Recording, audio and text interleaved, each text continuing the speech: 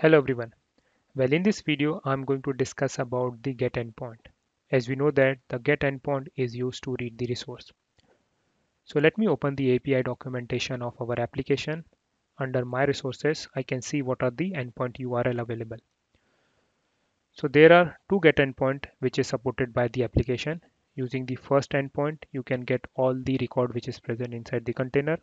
And using the second get endpoint, you can fetch a specific record based on the ID. So this is the URL to the first get endpoint, and this is the URL for the second get endpoint where we need to supply the ID. So let me open the API documentation for HTTP client class. So as you can see here, there is a method called getAsync, which takes the argument as type URI, and there is one more method that is getAsync, which takes the argument as type string. Now this argument represents the endpoint URL. So using these two methods, you can create and execute your get method. So first let me copy this URL and use the Postman client to fetch the response.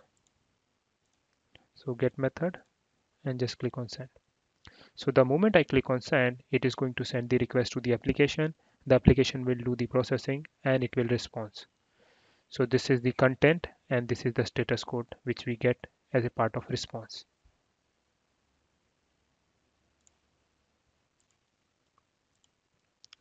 So let me create a folder inside the project and let me call it as get endpoint. Inside this, I'm going to create a test class, test get endpoint.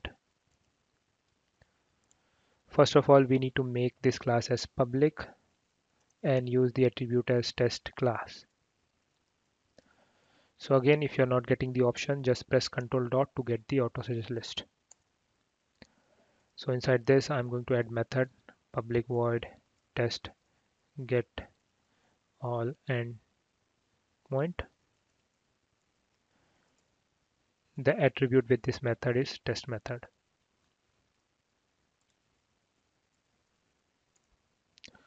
So the step one is to create the HTTP client.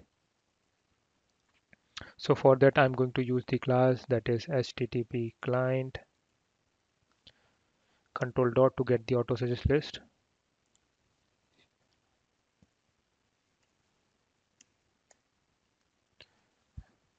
Variable name equal to new HTTP client. Step 2 and 3 are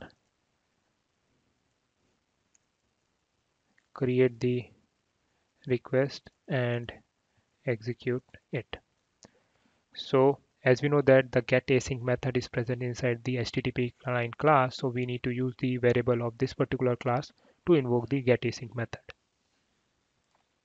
So here I will use HTTP client.getAsync. Now the argument to this method will be a string variable which will be the URL to the endpoint. So let me create a private variable. Private string get URL equal to the URL endpoint. Okay. And I'm going to use this along with this method. So this is going to create the request as well as it is going to execute it. And in the end, close the connection by calling the dispose method.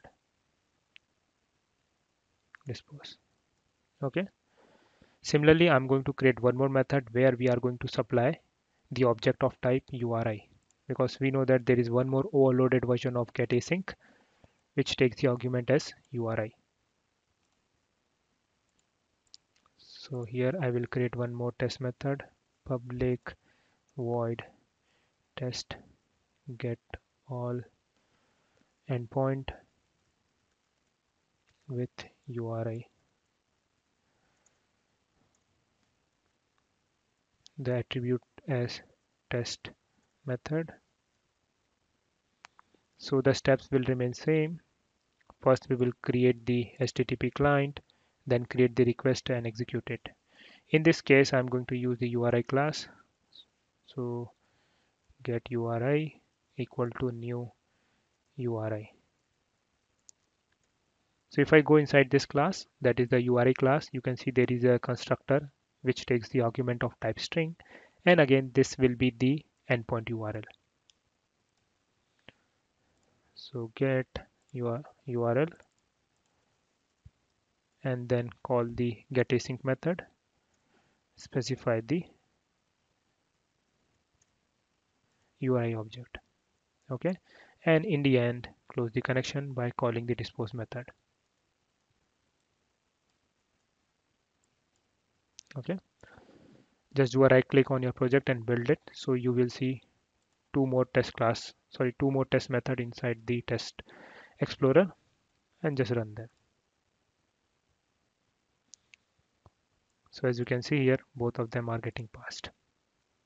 So that's all for this video, and thanks for watching.